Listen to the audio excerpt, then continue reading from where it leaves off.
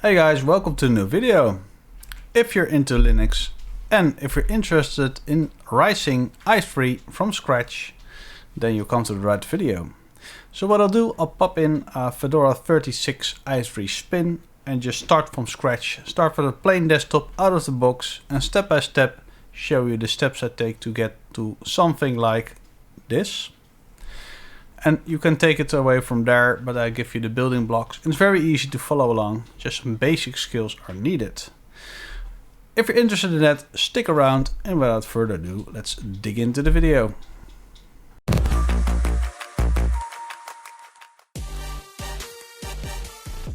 And here we have Fedora 36 i3 spin, default look and feel. And what I did was also put in a capture card. Now you see here on the right two displays, outputs, regular monitor and also HDMI, and now it's being captured. So now it's good to go. And let me just close that here, and you can save it. And this is the A renderer, as you can see on the left side. A renderer, I installed that. So let me give it a name. So let's call it laptop and HDMI out. And that is saving a script in that folder you saw over there. So let me quit this and quit the application. Okay, so now we have a good screen and let's continue. And we're gonna do some i3 rising from scratch. And let's first become root by doing sudo -s-s. Zoom in a little bit. Let's install some software.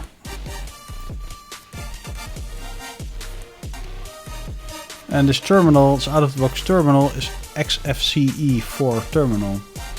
So that's the Fedora i3 spin, gives you that terminal out of the box. So I think it's a good choice.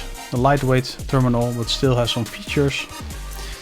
Now let's install. So dnf install polybar compton i3 gaps fe for wallpaper and kmix. That's actually not really necessary, kmix, but anyway. Lock screen and neofetch. So here it says, well, if you want to install i3 gaps, then you need to erase the normal i3. And I'm gonna ahead and doing -- allow erasing.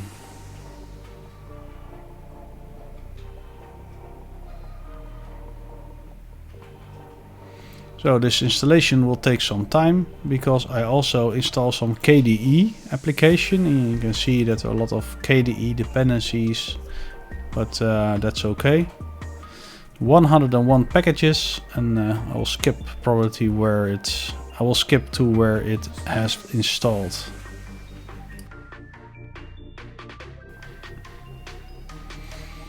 So installation has been completed.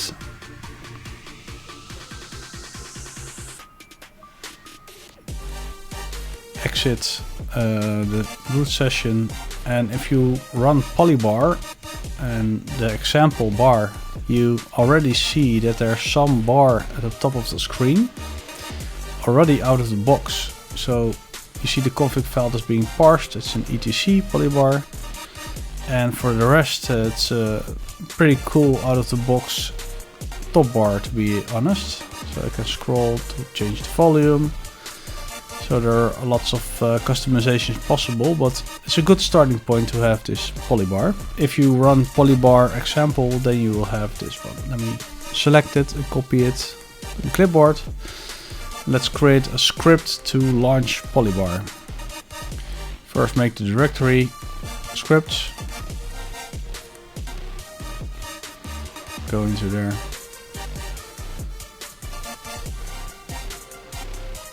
So call it polybar start.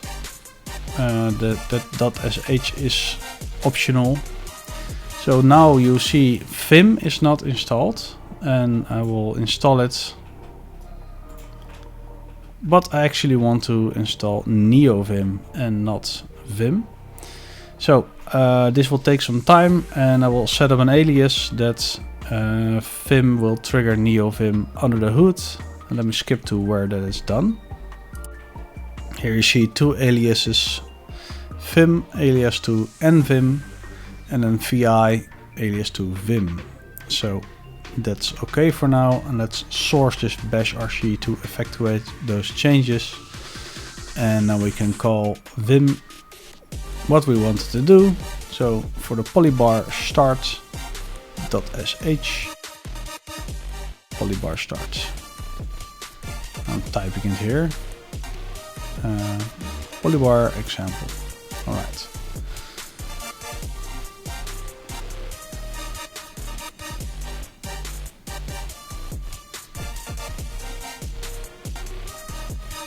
And before we start polybar, we first want to kill all the instances of polybar.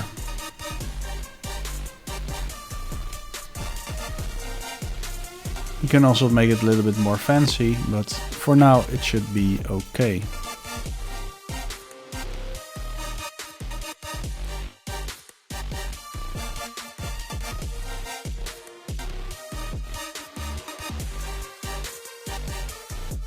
And now you can launch it. Okay. So now you have it, and you can put that in your i3 configuration so it automatically starts the polybar each time you log in. So open up a new tab to continue. Rofi is not installed, so let's install it.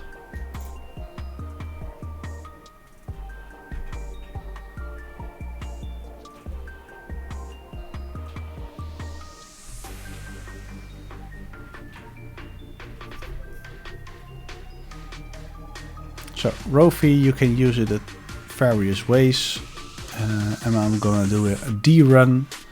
So that's giving the window the prompt. And before we dive into that further, let's open up a different workspace, open up a browser, and pull up the configuration files. If you visit my GitHub, then you see the dotfiles.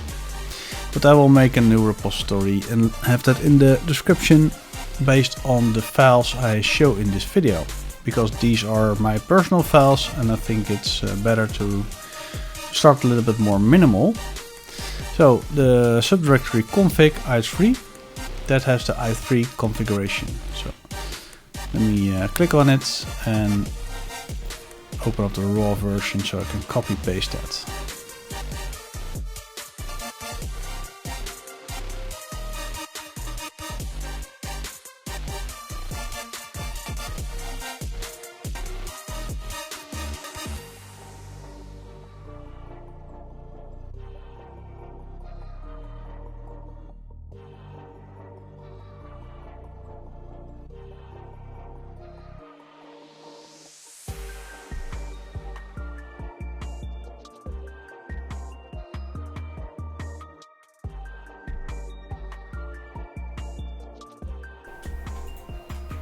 Paste in that same information.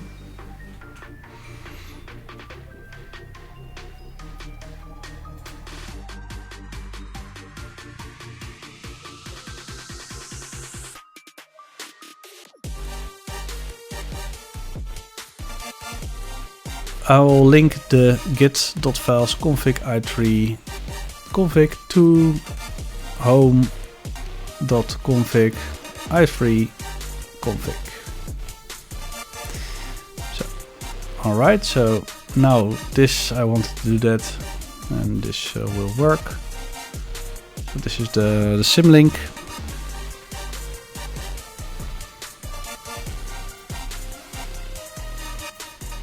So you see here the symlink is created. And I will log out i3, put the polybar start in the config file. So So before I do that, I create an alias.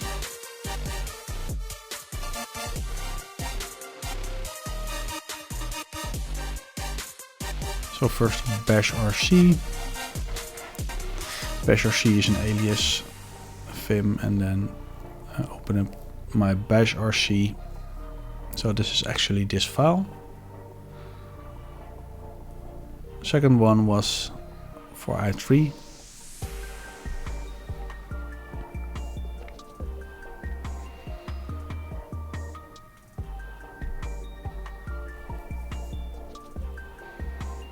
That's config. Okay, single quote,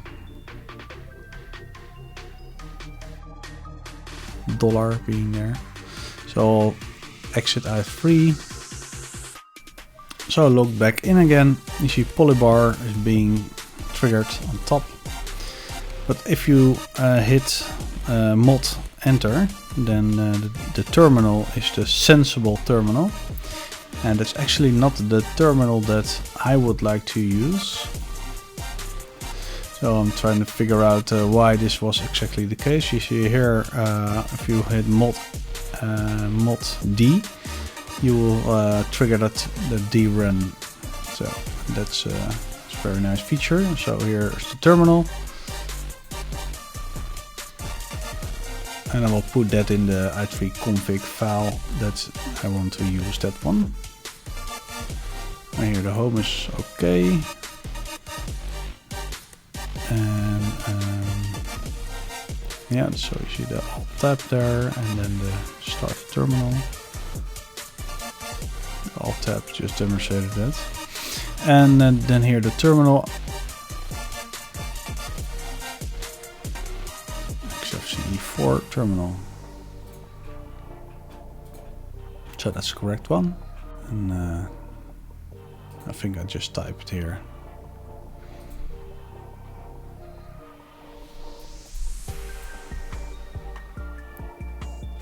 XFCE4. Okay. It's okay. Second line is Firefox. So if you hit mod B, then it will trigger Firefox. And mod, if in case you're wondering, it's on my Windows key. So we have mod, and that's mod 4. You can maybe see here, mod 4. Mod 4 is Windows, and mod 1 is Alt. So this is Firefox, and we have the config file we just used. So you don't see a window or a title bar from Firefox, and that's some trick, and I will get to that later. So some volume controls, you see navigation, the Vim navigation.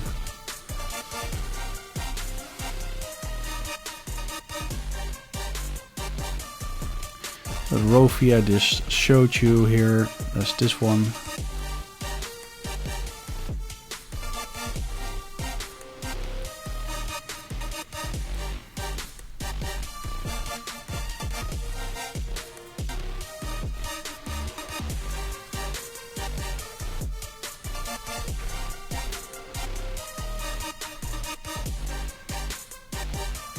So now to compton, we want some nice shadows and some transparency.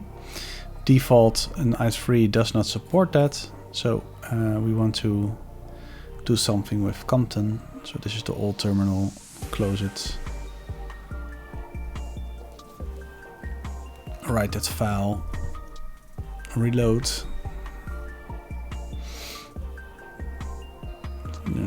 Compton, of course, I installed it in the beginning. It's also maybe already running. So what you just want to do is add the right configuration for that. So luckily, so here you see I refreshed it and I hit the terminal, so that's working okay. So let's look at the file, the config file for Compton. You have a variant of Compton that's picom. So yeah, I will be using that one. Oh, here gaps. So if you want to use gaps, free gaps, then you just comment these two lines, and you saw in the beginning that I installed free gaps. And here you can see I uncommented free gaps with free gaps installed, and you see some nice separation in the windows, and I really like that, to be honest. So for me it really gives some little more breadth, if you can maybe call it like that. So it really, I really like that, the gaps, and you can tweak the gaps, make them smaller, bigger. But what's missing is the compton part, and we'll get to that.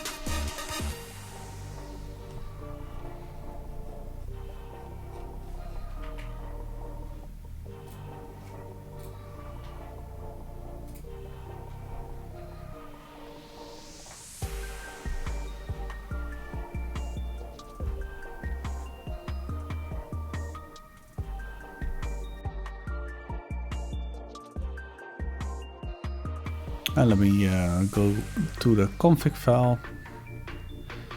So config, see here picom conf.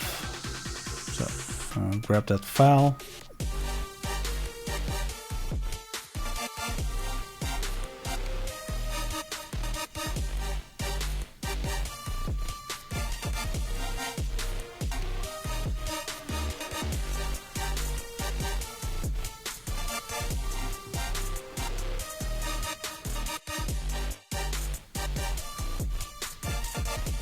And paste that data in there.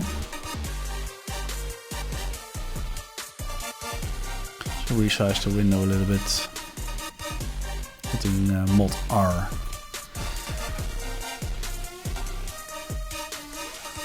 So I think this should work reasonably well. And I think I just save that file, and then I will go into my i3 conf.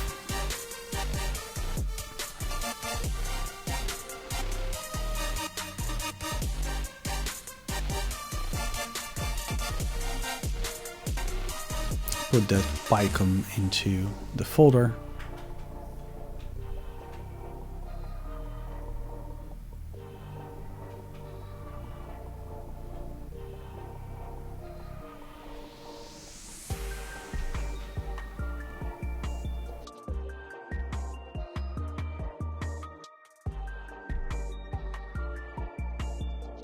Open up i3 conf and look for that line.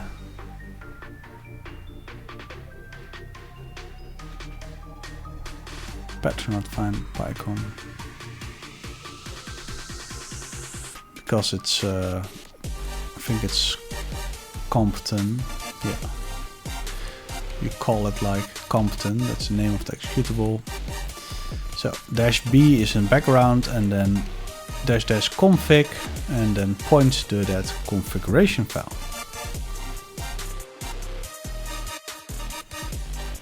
.config/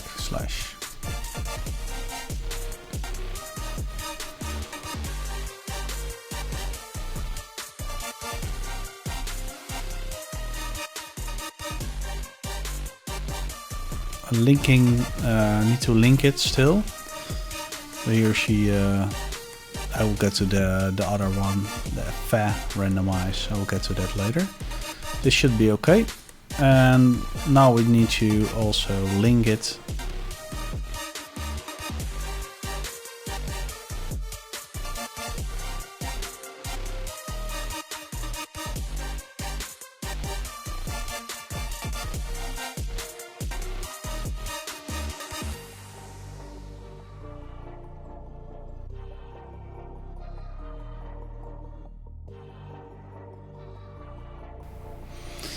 So link it to git.files config picom conf, and link that to home.conf config, sorry, picom.conf. Now you have the symlink created. And all I have to do now is log out. So yeah, I just want to do exit, I think, here, and let me log back in. And once you log back in, you should immediately see a change, and that's the heavy shadows. So, but you see some more depth here, as you can see here. Open up two terminals and they have some shadows. Alright, so and open up a new one, of course. I think shadows are quite heavy, and I will change that as well. And for that I will open up the picom again.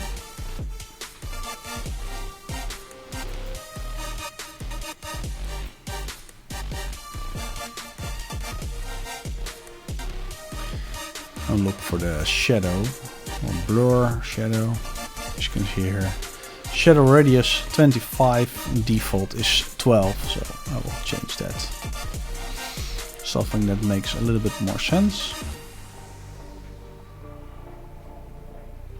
Okay, and leave the rest as is. So you can tweak this to your liking, of course.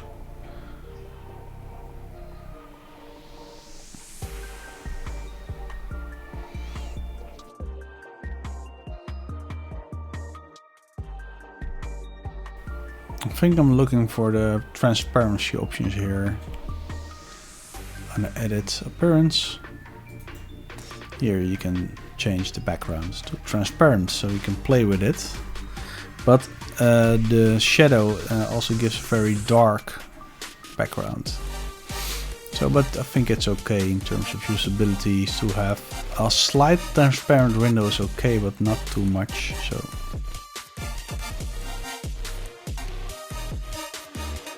So Fe is installed. And you need to I will pull up the i3 conf.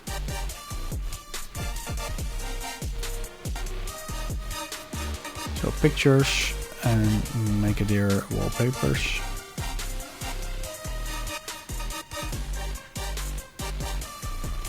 Now open up a browser and download some wallpapers, and I will skip to when these are downloaded. So I download a couple of Fedora wallpapers, and let me put it in the images wallpaper folder. Pictures, wallpaper, paste it in there. So, and let's now demonstrate the Fe wallpaper changer. Open up i3 conf indeed, alias, and go to Fe, and you see what it does. So it calls randomize and fill, and on this folder and subfolders. So just drop all your wallpapers in there, and if you hit enter, then you will see the background, it changes the wallpaper. So this is automatically, and each time you log in, it will change the wallpaper to a new one. So that's pretty cool, I think. And in the beginning, I also did something to do with the screen and the screen resolution configuration. And I will add some command line there to call the right screen configuration. Let me search for the right command there. So close these ones. So if you hit mod shift Q, you will close the window. Screen layout. So this is the one. I'll put this in the i3. So every time I log in, this will automatically be the right layout. So you can put multiple in there, of course, if you want. Alright, that's also in there. And do that before you do the wallpaper thing.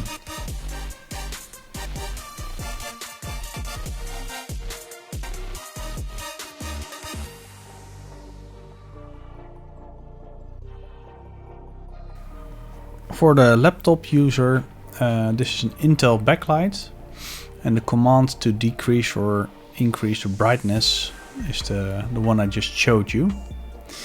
And I did it before with X backlight, but that wasn't working anymore. So this basically, I will put the right command in here, and you can see here the brightness monitor up. That's the key on my laptop keyboard, and paste it in there. So you have steps of 30, and I will do a plus here. And for the decrease, we'll put decrease minus 30 in there. So that's good to know. That also then works.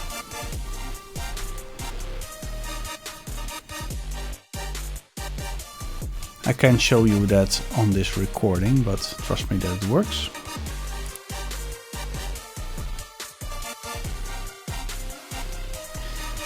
Oh, I also mentioned that the web browser did not have some title bar, and this Firefox and figures looks okay. So let me show you where it is. On the below part of the file, you see here Firefox no title bar. You see the for window title is Mozilla Firefox, you border pixel 0. And if I would change that back to border normal, for example, and then some thick border, and reload the i3, then you will see the change for this. So let me save it, reload it, and then you see here some thick border, and yeah, this looks a little bit more clunky, but you can imagine that you can change this in this way.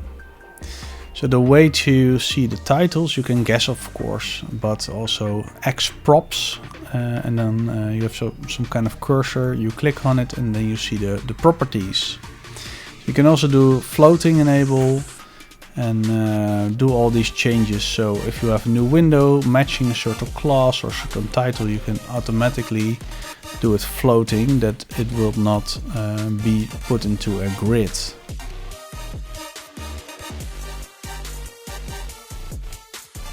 I think I'm also showing some pulse audio here. Pulse audio.